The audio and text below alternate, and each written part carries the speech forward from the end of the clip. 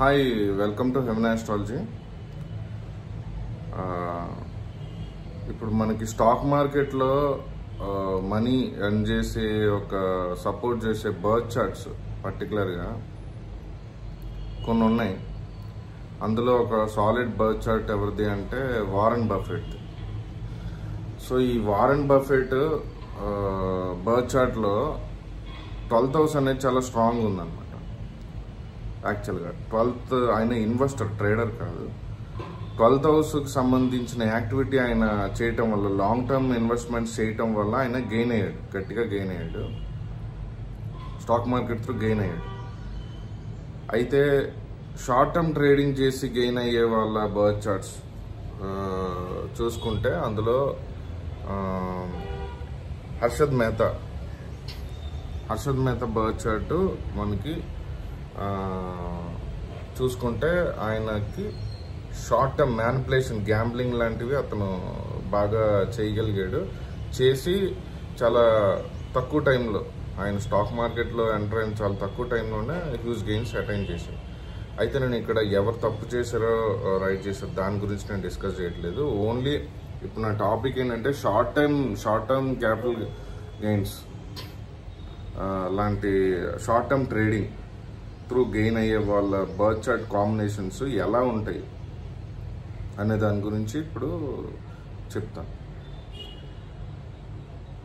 మనలో చాలా మంది బిజినెస్ అంటే చాలా పెద్ద ఎఫర్ట్ పెట్టాలి, దానికోసం కష్టపడాలి, ఎంప్లాయీస్ని మేనేజ్ చేయాలని, చాలా ఇది టఫ్, మనకి చాలా కష్టమైన పని. ఇంట్లో కూర్చుని నీట్గా ట్రేడింగ్ చేసేసి ఎవరితోని పెట్టుకోకుండా నేనే ట్రేడ్ చేసుకుని సంపాదించారు డైలీ ఎంతో కొంత ప్రాఫిట్ అని ఎంతో మంది, కొన్ని కోట్ల మంది అనుకుంటూ ఉంటారు, ట్రేడ్ చేసేద్దాం అనుకుంటారు. బట్ ఇది అందరికీ వర్కౌట్ అవుతుందంటే అందరికీ వర్కౌట్ అవ్వదు. ఎంతమందికి వర్కౌట్ అవ్వదు అనే దాని గురించి నేను చెప్పాలంటే, మనకి రీసెంట్గా నేషనల్ స్టాక్ ఎక్స్చేంజ్ ఒక డేటాని షేర్ చేసింది. అందులో షార్ట్ టర్మ్ ట్రేడింగ్ చేసే వాళ్ళు, డెరివేటివ్లో ట్రేడ్ చేసే వాళ్ళు ఆల్మోస్ట్ 90% లూజర్స్ ఉన్నారని చెప్పి స్టేట్మెంట్ ఇచ్చింది. మరి అది తెలిసినా కూడా ఇంకా చాలా మంది ట్రేడింగ్ చేస్తూనే ఉన్నారు. 1% మాత్రమే గెయిన్ అవుతున్నారు షార్ట్ టర్మ్ ట్రేడింగ్ చేసి. ఈ 1% పీపుల్ ఎవరు అనేది టాపిక్. మరి మీరు 1%లో ఉన్నారా లేదా అనేది చెక్ చేసుకోవాలనుకుంటే కొన్ని బర్త్ చార్ట్లో ఉన్న కాంబినేషన్స్ చెప్పేస్తాయి. బర్త్ చార్ట్ చూస్తే అవి మీ బర్త్ చార్ట్లో మీరు చూసుకోండి. ఇప్పుడు నేను చెప్తాను, ఆ కాంబినేషన్స్ ఉంటేనే వాళ్ళు ట్రేడ్ చేయడానికి బాగుంటుంది. అయితే ఫస్ట్ ఈ గ్యాంబ్లింగ్ సంబంధించి స్టాక్ మార్కెట్లో ట్రేడింగ్ ఎబిలిటీని ఇవ్వడంలో ఒక 2-3 ప్లానెట్స్ సపోర్ట్ చేయాలన్నమాట. ఎలా అంటే ఫస్ట్ ఇక్కడ మర్క్యూరీ అనమాట. మర్క్యూరీ ప్లానెట్ ఇంటెలిజెన్స్ని ఇస్తుంది, ఇంటలెక్చువల్ స్కిల్స్ని ఇస్తుంది, రీసెర్చ్, అనాలిసిస్, అనలిస్టికల్ ఎబిలిటీని ఇస్తుంది అనమాట. సో మర్క్యూరీ స్ట్రాంగ్గా ఉండేవాళ్ళు తెలివిగా క్యాలిక్యులేటెడ్ పీపుల్ అయి ఉంటారు అనమాట. అన్ని క్యాలిక్యులేషన్స్ వేసుకుని ఇలా చేస్తే ప్రాఫిట్ వస్తుంది, ఇలా చేస్తే లాస్ వస్తుందని మొత్తం అంతా వాళ్ళు అనాలిసిస్ చేసి షార్ట్ టైంలోనే ఒక క్యాలిక్యులేటర్లా పనిచేస్తుంది బుర్ర. అలా వర్క్ చేసే యాక్టివిటీ ఏదైనా ఉంటే అది షార్ట్ టర్మ్ ట్రేడింగ్ అనమాట. సో దానికి మర్క్యూరీ యూజ్ అవుతుంది. మర్క్యూరీ స్ట్రాంగ్గా ఉండాలి. సో మర్క్యూరీ స్ట్రాంగ్గా లేకపోతే చేయకూడదు. అయితే అది ఎక్కడ ఉండాలి అంటే 5th హౌస్ అనేది trading activity, gambling activity, short term. So ఈ 5th హౌస్లో మర్క్యూరీ ఉంటే ఈ పర్సన్ చాలా ఎక్సలెంట్గా ట్రేడ్ చేస్తాడు. 5th హౌస్లో మర్క్యూరీ ఉండొచ్చు, బట్ ఇంకా ఎక్సలెంట్ కాంబినేషన్ ఏంటి అంటే తారస్ అసెండెంట్గా పుట్టాడు అనుకోండి. Taurus అసెండెంట్కి 2nd house, 5th house మర్క్యూరీది అయింది. జెమినై, విర్గో ఈ రెండు 2nd, 5th హౌస్లో అయ్యాయి. 2nd హౌస్ అంటే మనీ హౌస్, 5th హౌస్ అంటే గ్యాంబ్లింగ్ హౌస్, ట్రేడింగ్ చేయడానికి సపోర్ట్ చేసే హౌస్, అదే 5th హౌస్. ఈ రెండింటికి లార్డ్షిప్ మర్క్యూరీకి వచ్చింది తారస్ అసెండెంట్కి. ఆయన 5th హౌస్లో ప్లేస్ అయ్యాడు అనుకోండి. 5th హౌస్ అంటే గ్యాంబ్లింగ్ హౌస్ కదా.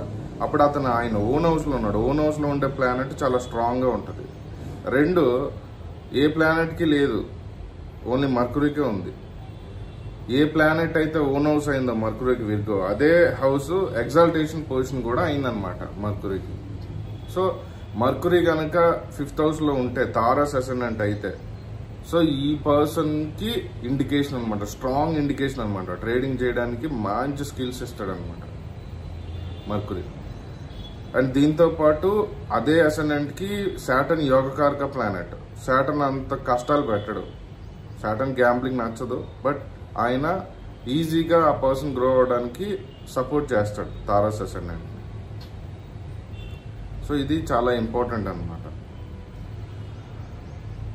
ఇది ఒక కాంబినేషను. రెండు,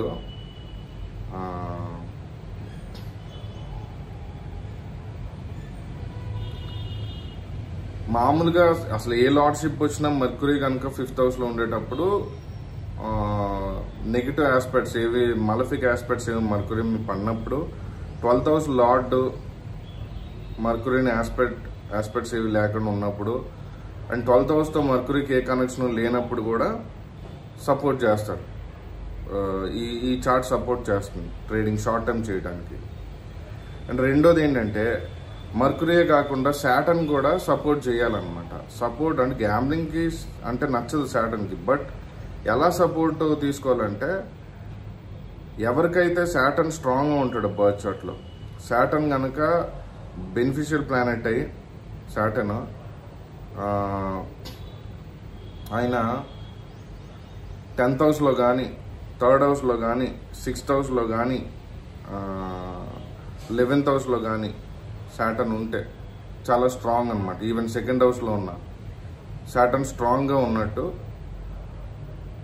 ఈ సాటర్న్ ఎప్పుడైతే స్ట్రాంగ్గా ఉన్నాడో వీళ్ళకి సాటర్న్ సెల్ఫ్ డిసిప్లైన్ ఇస్తాడనమాట. సెల్ఫ్ డిసిప్లైన్ కనుక ఉంటే 100% ఈ ట్రేడింగ్ యాక్టివిటీ చేయడంలో సక్సెస్ అవుతారు. ఎందుకు అలా అంటున్నానంటే సెల్ఫ్ డిసిప్లిన్ లేకుండా కనుక ట్రేడ్ చేస్తే ప్రాబ్లమ్స్, ఎలాంటి ప్రాబ్లమ్స్ ఫేస్ చేయాల్సి వస్తుందంటే, ఈ పర్సన్ దగ్గర 10 lakhs ఉన్నాయి, ఆయన ట్రేడింగ్ అనేది 1 lakhtోనే చేస్తూ ఉండాలి, స్లోగా ఇంక్రీజ్ చేయాలి క్యాపిటల్.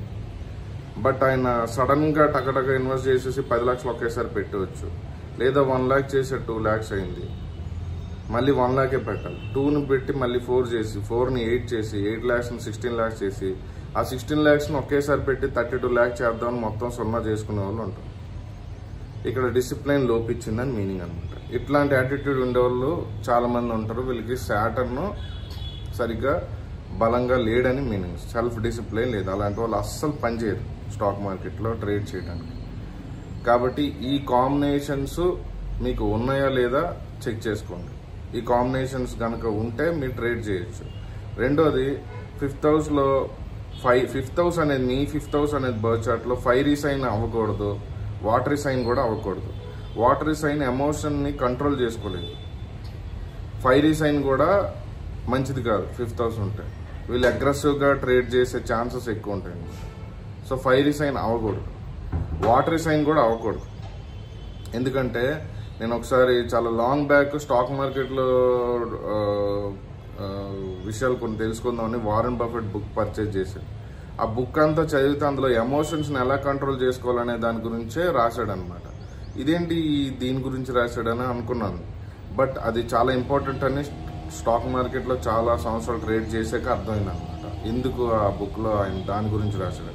సో ఎమోషనల్ కంట్రోల్ చేసుకోవడానికి చూసుకునే సైన్ అయ్యి ఉండాలి. So watery science emotional control అవ్వదన్నమాట, సరిగ్గా ట్రేడింగ్ చేసే ఎబిలిటీ అనేది కోల్పోతుంది. ఫైరీ సైన్ కూడా అగ్రెసివ్గా ట్రేడ్. ఇప్పుడు ఎవరైనా అగ్రెసివ్గా ఒలింపిక్స్కి వెళ్ళొచ్చు కానీ ప్యాకెట్ ఆడలేరు కదా, పోతాయి డబ్బులు సీరియస్గా అగ్రెసివ్గా ఆడేస్తారు. సో అలా గ్యామ్లింగ్ యాక్టివిటీస్ చేసేటప్పుడు ఇంటలెక్చువల్ స్కిల్స్ ఉండాలి, అది మర్క్యూరీ ప్రొవైడ్ చేస్తాడు.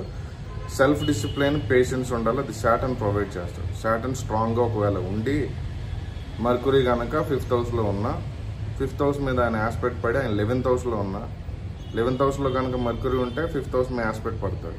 సో 5th హౌస్ లార్డ్ స్ట్రాంగ్గా ఉన్నప్పుడు ఆటోమేటిక్గా వీళ్ళకి వర్కౌట్ అవుతుంది. అండ్ 5th హౌస్ లార్డ్ ఎక్కడ ఉండాలి అనేది కూడా చెప్తున్నాం. ఇక్కడ 3 కాంబినేషన్ 4. ఫస్ట్ వచ్చేసి 5th లార్డ్ 10th హౌస్లో ఉండాలి, గ్యాంబ్లింగ్ త్రూ సక్సెస్ అని అర్థం. నెక్స్ట్ కాంబినేషన్ వచ్చేసి 5th లార్డ్ 2nd హౌస్లో ఉండాలి. ఇది హర్షద్ మెహతాకు ఉంది. అది మనీ హౌస్, ఇది 5th హౌస్ గ్యామ్లింగ్ హౌస్. ఈ నీళ్ళు అక్కడ ఉంటే ఎక్సలెంట్.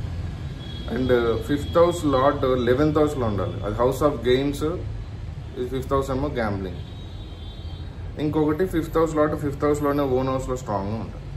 ఇది 5th హౌస్ స్ట్రెంగ్త్. 5th హౌస్కి స్ట్రెంగ్త్ ఉండి 5th హౌస్లో మర్క్యూరీ కానీ లేదా 11th హౌస్లో ఉన్న మర్క్యూరీ 5th హౌస్ని చూసినా ఈ పర్సన్ ట్రేడింగ్ ఎబిలిటీ అనేది బాగుంటుంది. అండ్ ఆ దశలు కూడా సపోర్ట్ చేయాలి. ఇవన్నీ ఉండి కూడా 12th లార్డ్ దశ జరుగుతున్నప్పుడు ట్రేడ్ చేస్తే లాస్ అయిపోతారు. ప్లస్ క్లియర్గా చూసుకోవాల్సింది, ఇవి ఉన్న 12th హౌస్తో కనెక్షన్ ఎక్కడ రాకూడదు. 5th హౌస్ వచ్చింది అంటే ఇప్పుడు లాస్ అయిపోతారు. సో అంత డిఫికల్ట్ అనమాట. మీకు ఒకవేళ అర్థం కాకపోతే చేద్దాం అనుకునే ముందు ఒకసారి మీరు నన్ను సంప్రదించవచ్చు. నేను చెక్ చేసి చెప్పగలుగుతా, సపోర్ట్ చేస్తాను. ఇందులోనే మళ్ళీ రెమెడీస్ లేవు. ఏదో సినిమాలో బేరాలు లేవమ్మా అంటాడు కదా, అలా ఇందులో కనుక ఏదో రెమెడీస్ చేసేసి 5th హౌస్ సంబంధించి నేను ఏదో ట్రేడింగ్ చేసేస్తానంటే వర్కౌట్ అవుతుంది. సో ఇలాంటి మరిన్ని విషయాలు తెలుసుకుందాం అనుకుంటే హిడెన్ సీక్రెట్స్ నా ఛానల్ సబ్స్క్రైబ్ చేయండి. Thank you for watching this video.